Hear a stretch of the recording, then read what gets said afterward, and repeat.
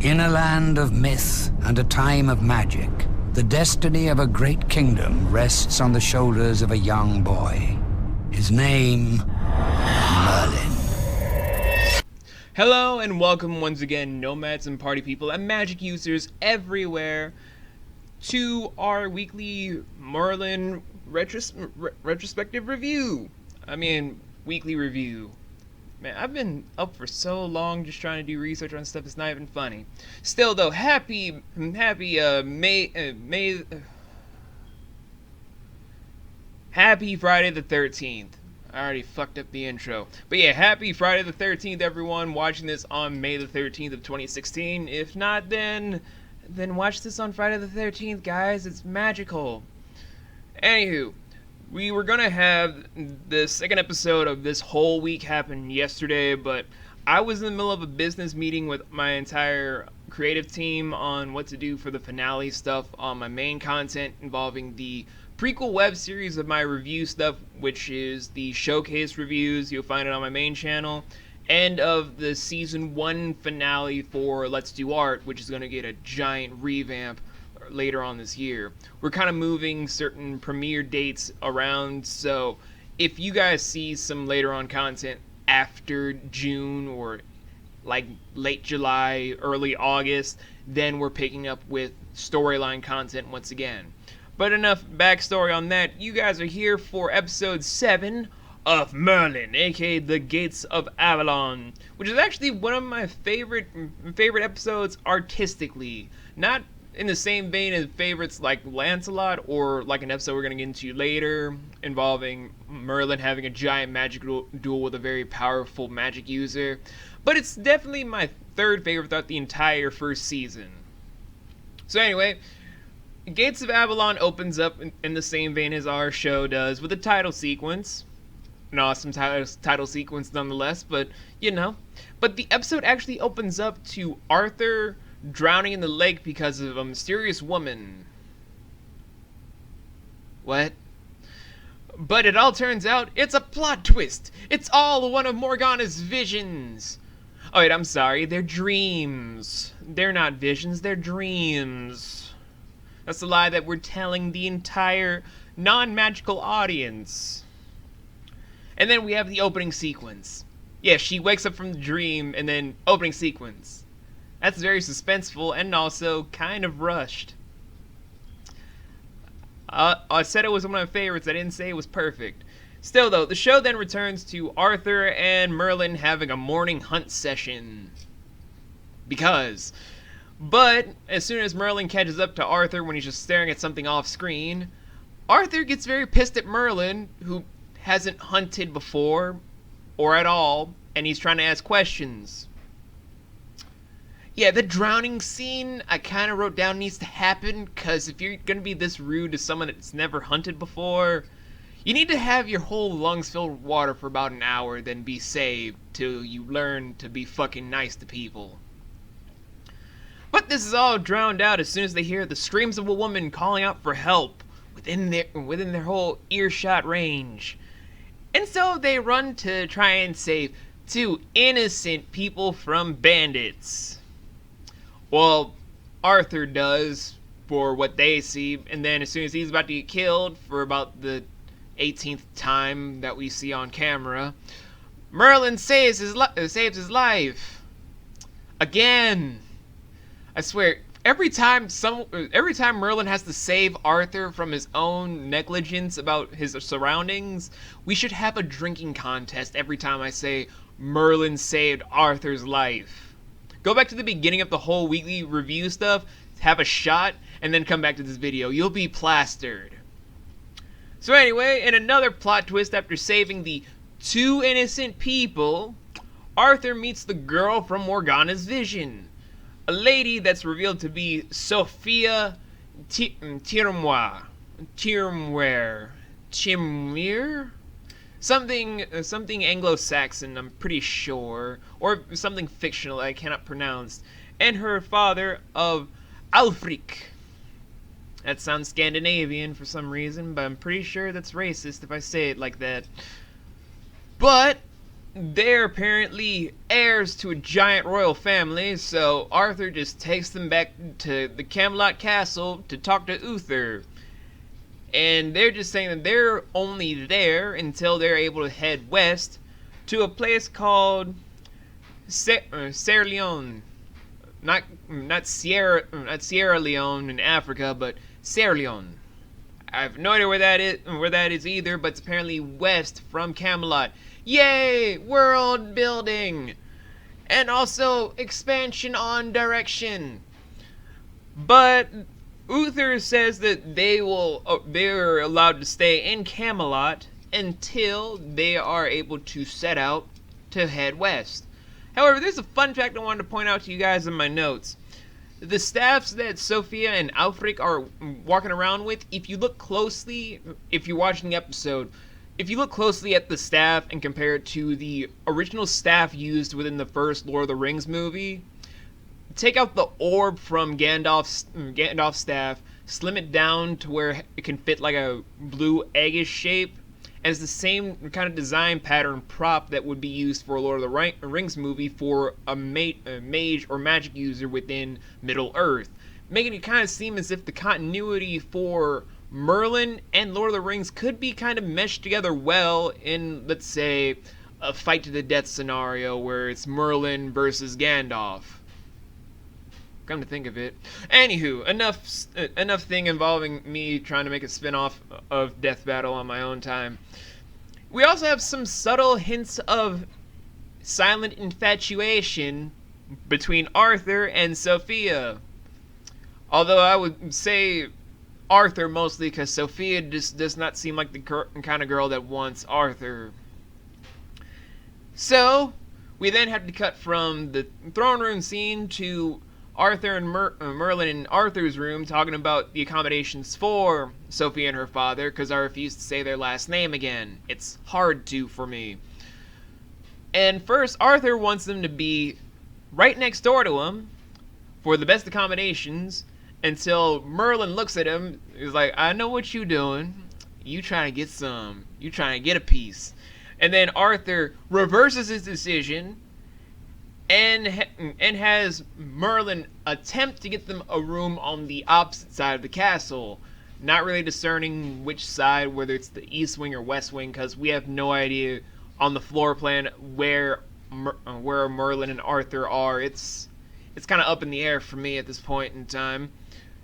But Merlin unknowingly uses a psychological tactic with Arthur, where it's like, you know what?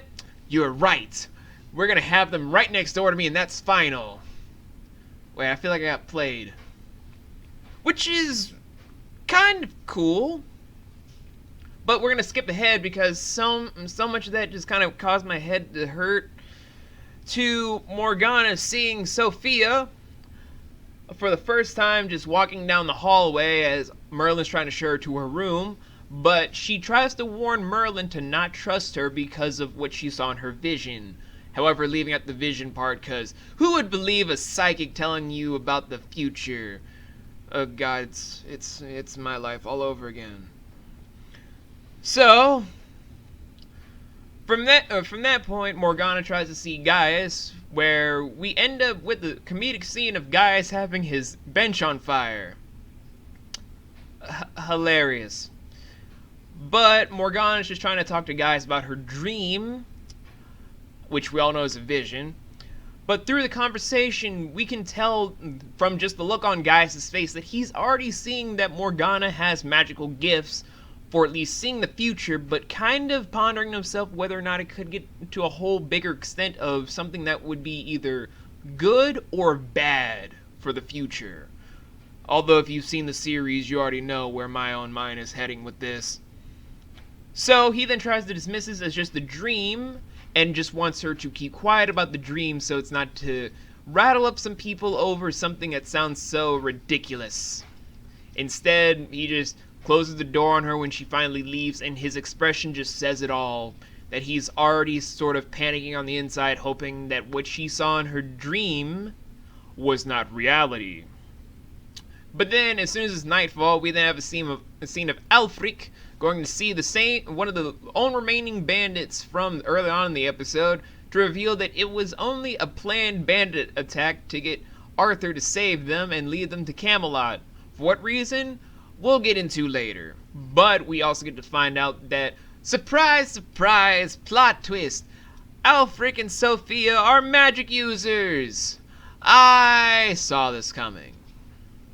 No, really.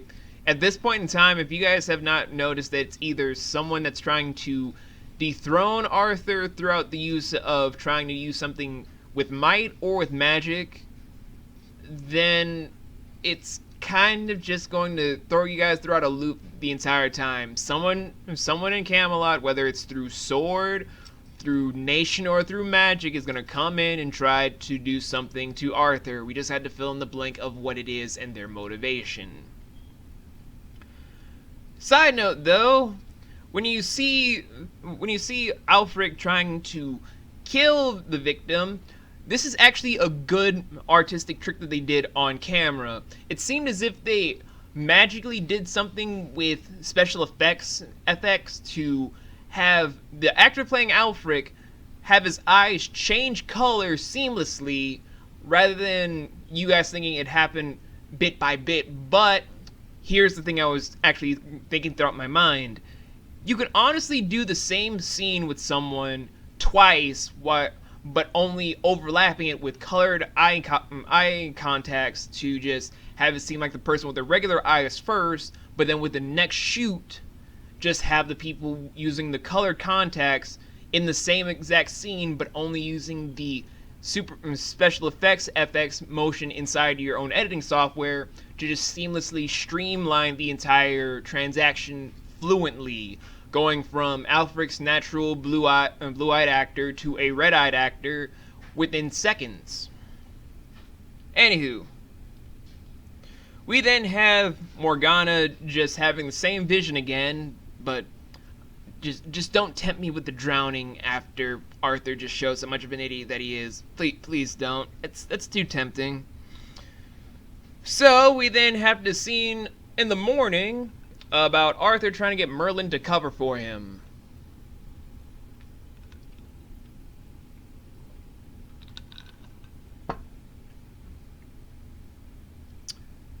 Arthur, the future king of Camelot, to save Albion and make sure it's free for magic users and non-magic users alike, is instead in this one episode trying to make it seem like a slice of life TV show of him getting his best friend to cover for him so that he doesn't get involved with something his dad wants him to do. Merlin! Anywho, we just have Merlin being, the smart one, trying to poke holes in Arthur's plan of trying to get him to cover for him. But Arthur's trying to be very convincing and charismatic, even saying, if you do this, we're going to be friends. Even though at this point you guys really are friends. You're just too much of a dick to actually say it, Arthur. But after that, Merlin then just says, I'll do it. Even though he can't really lie for anything except for his own big secret. Which, let's be honest, guys, if this is the plotline we're going with, where Arthur's acting like he's one of these slice of life teenagers in a sitcom, we already knew this was gonna come. But as soon as they're seeing Arthur and Sophia ride out into the woods by Camelot, Morgana's talking to Gwen about her dream, and then she says what everyone else would have said. Why are you not telling the king about your visions? This, that, and the third thing. It's all very generic stuff that we would say if we were in the world of Merlin, so it's really not that memorable to talk about. So we're going to skip ahead a bit. We're past the conversation, though. Morgana says that since she feels like there's no choice, she's going to try and stop Sophia herself, if need be. And anywho, we then have an awkward scene of Merlin trying to lie to Uther, which for the life of me, I tried to actually find out what he said and how he said it, but to be honest, it's just so awkward and unappealing to watch because of how cringeworthy it is to see a powerful character be reduced to such a comic relief sidekick in such a small amount of time. I'm like, why bother? So then we have a scene of Merlin being stuck in the stocks, having food tossed at him. Thanks, Arthur. You're gonna be our thanks to Obama for this episode. Thanks, Arthur. Anywho, while Merlin's having food thrown at him, Arthur is in the local woods trying to take Sophia to the local lake or river. It kind of goes into different territory if you see the continuity in a certain way. Thanks, Arthur. But while they're in the woods on their way to the river or a lake, depending on which one you're trying to go into, Sophia is trying to enchant Arthur for some unknown reason at this point in time. But they're prevented from ever finding out the true motive why, because a few knights from Camelot just happen to stroll in and fire their arrows randomly at Arthur and Sophie. Which they avoid, and then Arthur just bitches and moans at them. But for some odd reason, Sophia's just staring at the arrow as if she's displeased at how she couldn't save herself. It's kind of like she was hoping that she could avoid it through some psychic means that no one really knows that people could do except for Morgana. Dumbass. Then we have a mixed emotion scene between Arthur and Sophia that I can't really analyze because it's kind of like emotional whiplash what's going on. They seem kind of friendly, then they kind of snap at one another out of nowhere. Mostly from Sophia to Arthur, that's kind of back to a normal state, and I'm like, this kind of seems a little jarring to me. A little bit. But then we cut from there to Merlin just walking in to tell guys about his day. 'Cause thanks, Arthur! It's mostly about what Arthur had him do for him. And then having food tossed at him. Nothing else to really note. Even about how Gaius seems a little suspicious about how Arthur's just instantly drawn to Sophia. It's all still overdrawn by how stupid Arthur is being and how utterly insensitive he is towards other people's feelings. What a dick. Anywho, on a hunch later on in the day, Gaius decides to look into Alfric and Sophie, still not saying their last name, by searching through their room where he finds their staff of mysteries. And then Alfric just so happens to walk in on him just looking at the staff. And then to make his own secret go out, Alfric, in a fit of rage, has his eyes turn red in front of Gaius before he leaves the room. Awkward! Anywho, we then have to see another scene of Arthur and Sophia returning to Camelot, where there is a small infatuation scene, where it seems that Arthur is even more smitten with Sophia, while Sophia just looks very bored with his existence. Kind of like your whole flirting with him made no sense to begin with. But anyway, after all that is said and done, Sophia goes into the castle where she finally has a conversation with Morgana for the first time throughout the episode, and it's all antagonistic, with Sophia just trying to redirect the whole thing to make it seem as if she's a jealous person of her affections towards Arthur, but Morgana just trying to literally say, if you're trying to hurt Arthur, I will fucking end you.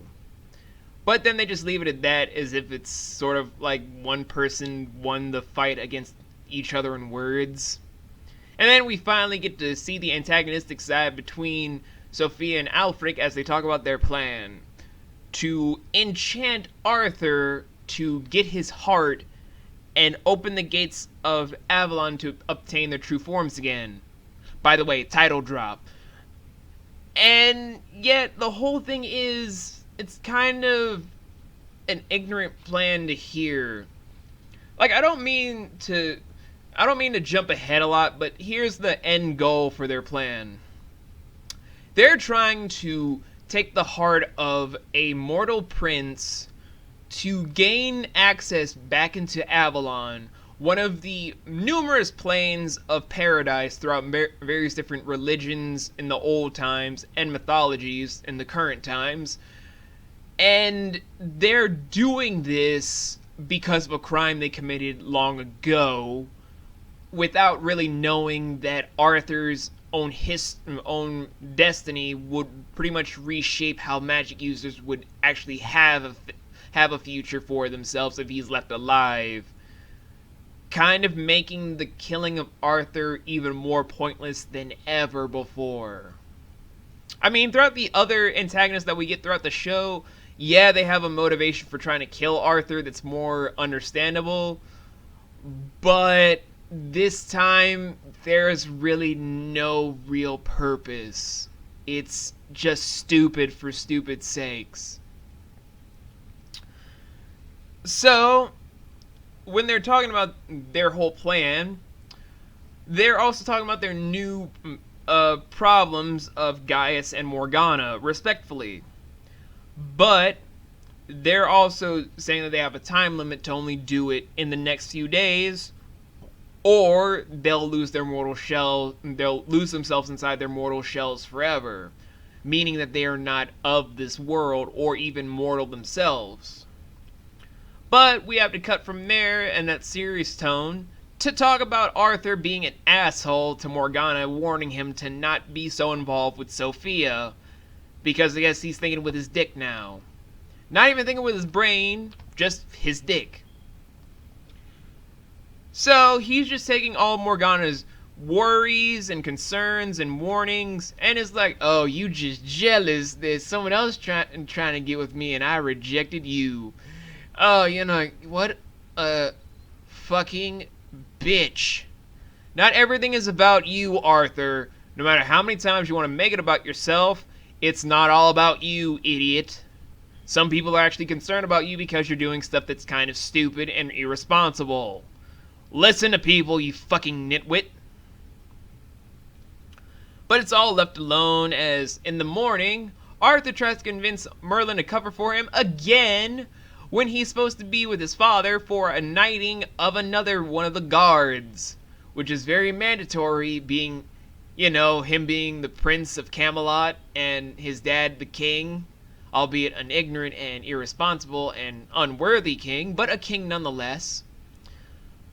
But this sidetracks to a conversation of two guys talking about one of their love lives, you know, from an early sitcom and modern day sitcom, and a sitcom I wish would die, and Jersey Shore, which was cancer. And then Merlin foolishly decides to cover for Arthur again, only to end up in the stocks again. But we have no time for that. We have just time for frolicking, flirtiness, teenage romance, excitement, boring between Arthur and Sophia. This whole episode is making me drop my scully, and it's kind of bugging me. There, it's gonna stay on my head now. So, after all the boringness of what you'd see in a giant teen romance story, we have to get back to the plot, where Sophia finally enchants Arthur into being her mindless slave. Oh, I'm sorry, I read that wrong. Just her slave, because he already seems mindless to begin with. So, with that being said, we have to cut back to Merlin going to see Gaius, talking about his day, about being in the stocks, and Arthur being an irresponsible jackass again. And then Gaius decides to share with Merlin the bulk of the backlot stuff of the story. Morgana having visions of the future, having seer powers, upon looking at Alfric and Sophia in one of her dreams, more or less, and even going into details about Morgana having visions since she was a child, but trying to hide it from Uther, because Uther fears anything magical for ignorant reasons that we'll get into. I wouldn't say really ignorant, just very misplaced reasons, because it was kind of his own fault. But we then have Gaius continuing to tell Merlin about details, not only about Morgana's vision, but what he saw about Alfric, and what he saw on the staff, and a small amount of stuff. But that's all proven to a moot point, as Arthur, now a mindless slave, discusses marriage plans with Sophia. Marriage plans. I would be worried, but I have a slight feeling that if this plotline actually happened, they just lose their marriage to Mephisto anyway from just a random call from Peter Parker, since he converts with Satan. Anywho, while overhearing a portion of the plan when Sophia and Alfred were talking outside of Arthur's room, which was, reckless and just irresponsible for two villains, because it just leads to this, where Merlin just follows Alfred as he says that he's going to talk to the elders. So he follows him into the woods and goes to one of the big lakes within Camelot, which in turn, he sees Alfred summoning the Seed Elders, which are fairy-like creatures that are within the realm of both Avalon and various lakes within Arthurian lore, as well as Irish and Scottish lore. Seed creatures are both carnivorous creatures as well as, I would say, malevolent sort of creatures towards those of the dead. They seem as if they try to give humanity a glimpse into the world of eternal youth, which is, again, one of the planes of paradise, but they're also very carnivorous with what they want as a price when it's something that's of the mortal realm. Whether it's for a penance that someone has done, if they just give them a mortal soul that they see as worthy, they'll just take the soul as payment. Which, on an artist note, I will say, if you pause the moment where you see the seed dancing on the waterbed and you just pause the scene within fragments, you actually see the faces on the people going from CGI cells to face motion capture sort of things in such great detail. You'll even see stuff involving the wireworks of people on the whole motion capture bed in front of a green screen pretty well if you see the water lining just right, where it just sort of twinkles along with the waterbed. But I digress. We then have Alfred talking to the elders about trying to get a safe passage back to Avalon and also to obtain immortal life within the people. But as a response, the main elder that we see, we never know the real name of the elder, brings up Alfred's crime of killing another seed and reinstates that he and Sophia are punished to a mortal life and a mortal body, as well as being banned from ever coming back to Avalon. But Alfred just tries to plead for his daughter instead of his own life because he doesn't want her to end up with his burden. But they just bring up the cost that they said that they've already talked about. Sophia is going to be banned from Avalon until she brings the soul of a mortal prince, which they say they're going to give the soul of Arthur. And although they don't say anything, they kind of seem a little disappointed and angry about the prospect of getting Arthur's soul. But Alfred just takes it as, oh, we have a deal! Evil laugh! Ha ha ha! I'm not doing an evil laugh because I'm talking so much I'm running out of spit in very, very large dosage.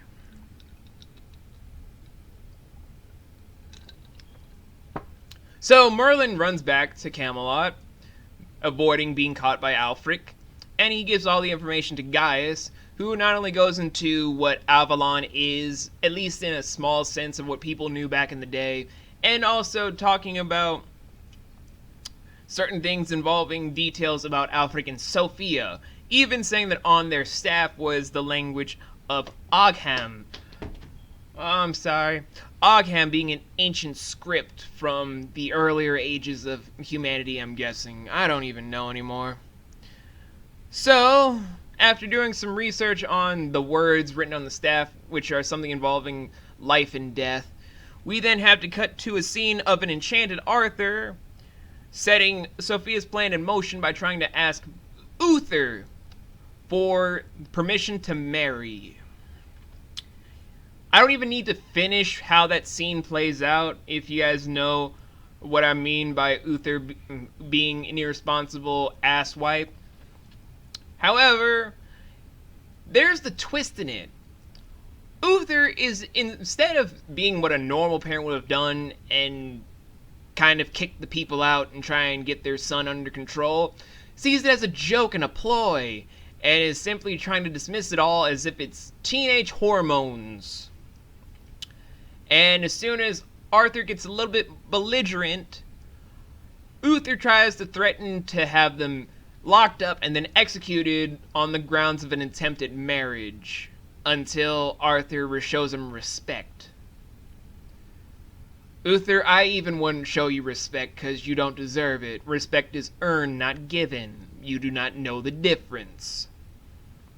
Needless to say, as soon as Arthur complies, I guess, Morgana and Uther have a conversation about these turn of events, although be it Morgana being more serious and then Uther acting like it's no big deal. Why are you king again? And yet it all ends up the same way. Morgana tries to warn somebody that's not Gaius and not Gwen and not Merlin, and they take it as a giant joke and like she does know what she's talking about. Again, why is he king? Why even bother having Uther be king anymore? So Merlin on his own end tries to talk some sense into Arthur, but he's still enchanted. Either that or he's obviously an ignorant asshole still, and genuinely naive. And then Sophia comes in trying to make sure her enchantment stays firm, but for some odd reason, the enchantment seems to be wearing thin for a time while Merlin's in the room trying to convince Arthur. Until they start having their red eyes glow and even having Arthur having his eyes turn red. And so Alfred, with his staff, puts down Merlin thinking that he's dead, and they ride out to try and make sure that the ceremony goes properly for Sophia to go back into Avalon. And then Morgana, seeing all these events take place, runs to Gaius, and then Gaius tries to talk her out of telling Uther because he fears what would happen if she told Uther about her powers. And then he goes in search to get Merlin, who's still dazed and confused and weakened, who then runs out to try and save Arthur. Whereby all this going on, we have a brief moment by morning, or at least early morning, of Alfred and Sophia actually having a sympathetic moment between one another, where we actually see where their minds and hearts have been throughout this entire plan. Alfred just doing this to try and save his daughter from ever doing what he's going through, and Sophia just trying to be the good daughter and have both of them go back home. And then the theme of destiny of the entire show is brought up again, but this time it's over Sophia not going through what her dad is going to go through, or at least was going to go through. We'll get into why I'm saying that in a second. But then we end that brief touching moment on Sophia and Alfred sharing a hug between each other, just having silent tears, and even a mind-controlled Arthur throughout his state actually seems like he wants to cry over this scene. Almost as if he's seeing that all magic users want to do is go home and have stuff with their family, and it might be embedded in him for later on in the series if he were to keep that memory. Just saying.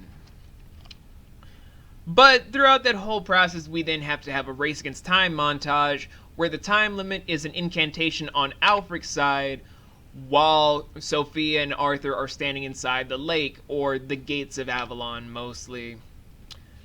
And for the most part, the time limit seems to still be going on even when Arthur is magically put to sleep and then put inside the lake to just drift down and be sacrificed.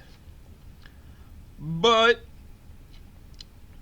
although this may appear just like Morgana's vision, Merlin arrives just in time to watch the scene long enough where he sees Sophia's old staff still lying on the ground, because apparently she felt like she didn't need it.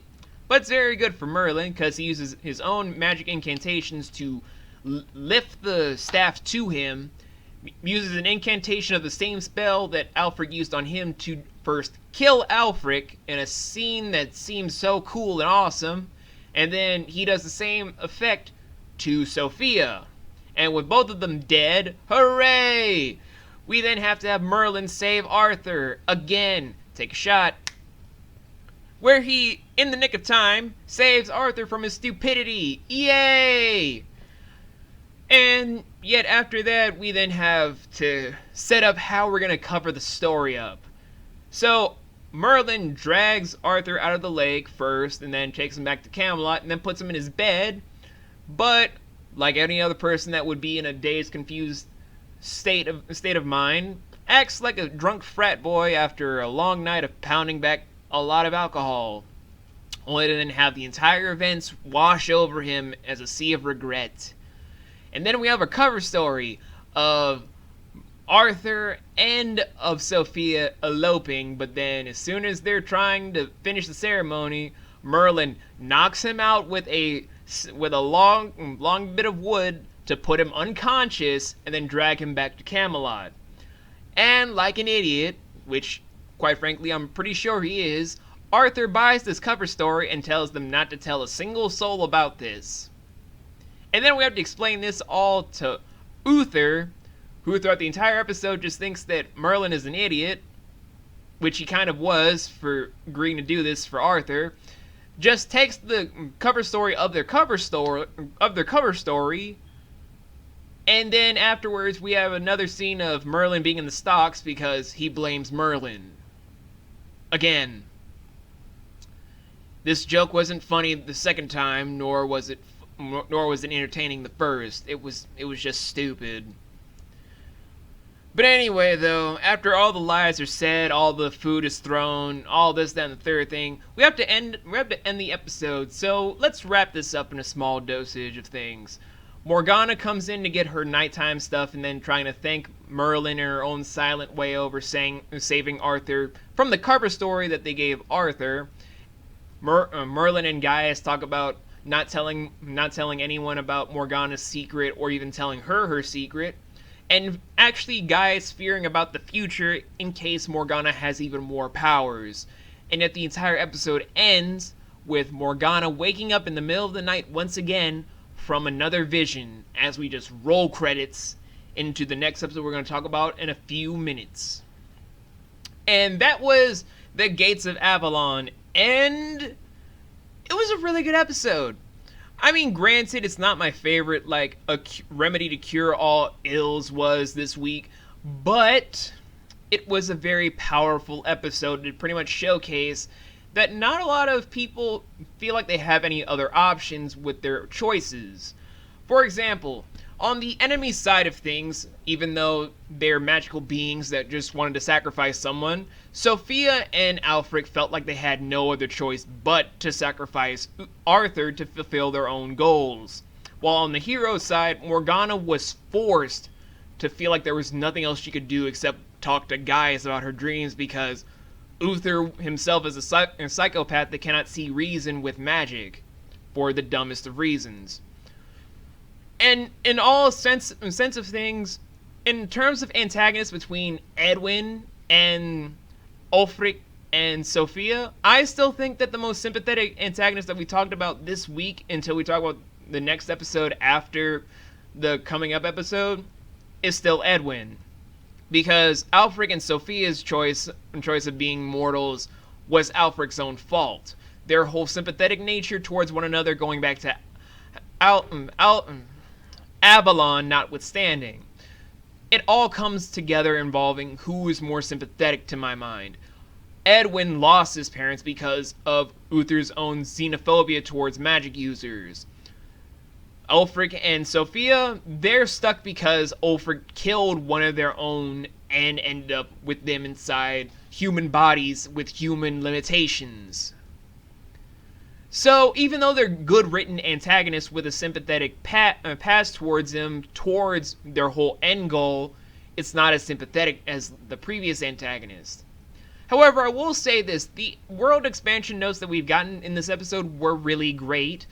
Finding out about the seed, along with the Gates of Avalon being a note of things inside this mythology of the show, at least, was a good note. And even seeing Merlin using a staff for the first time in the whole stretch of the show so far, and him possibly keeping the staff as one of his new tools for magic, was pretty intense and really wonderful to see.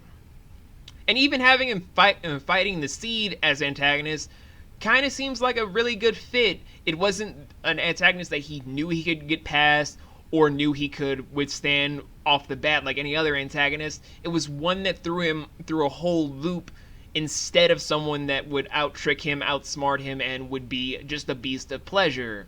It was simply a smart antagonist that was trying to stay clever with their own means, which I kind of found enjoyable, but not as enjoyable as the Gaius and Uther focused episode of last time.